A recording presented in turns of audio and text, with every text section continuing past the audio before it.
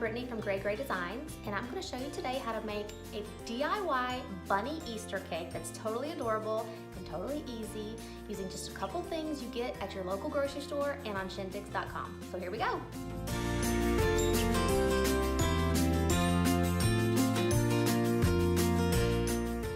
Okay, let's talk about what supplies you're gonna need for this project. The first, of course, is gonna be a cake. You could, of course, make your own.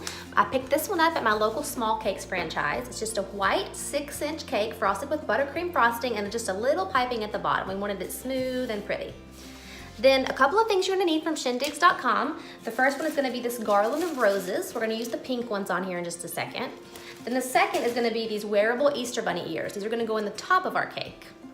Then I picked up a couple of things at my local grocery store in the Easter aisle. The first is gonna be this edible Easter grass. It's just really small shreds of edible wafers. And then chocolate malted milk balls. You could also use Cadbury eggs, the small ones, the milk chocolate ones, not the filled ones. Then lastly, don't laugh, fake eyelashes, which you can get at the drugstore or the grocery store. So if you guys are ready, let's go ahead and start.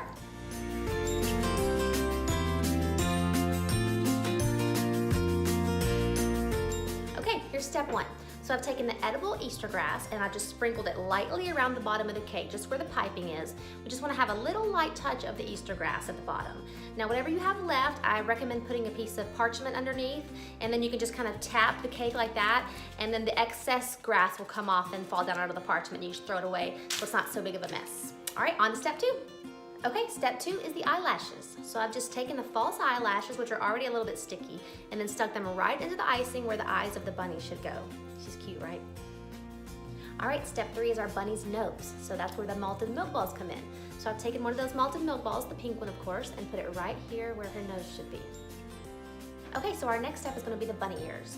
So I've taken these bunny ears we have from Shindigs, and I've actually cut them to about here. So here's another pair that I've taken apart already. And I cut the legs off here, and then I took a lot of that fur off with my scissors. And the reason is we don't want that furry stuff, which sheds a lot, down into our edible cake. So you can take care of that with just a little pair of scissors. Okay, so once you've got the bunny ears cut and the fur taken off of the bottom, then you're gonna stick them right in the top of the cake. And I like mine to have a little bit of a cute little turned over ear. And then we're gonna do one more step and you're all done. Next, you're gonna need those floral garlands from Shindigs.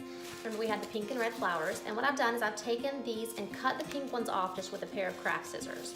So now I have all these cute little pink flowers to stick at the top of the bunny's head. All right, you're on your last step. So all you do is take those little pink roses, I did 5 of them, stick them right in the top of your bunny cake. Now you've got an adorable little bunny cake wearing a floral crown, and she's all ready for your Easter party. If you want to see more of my Easter party, you can visit shindigs.com and their Party Ideas blog. Have a great Easter.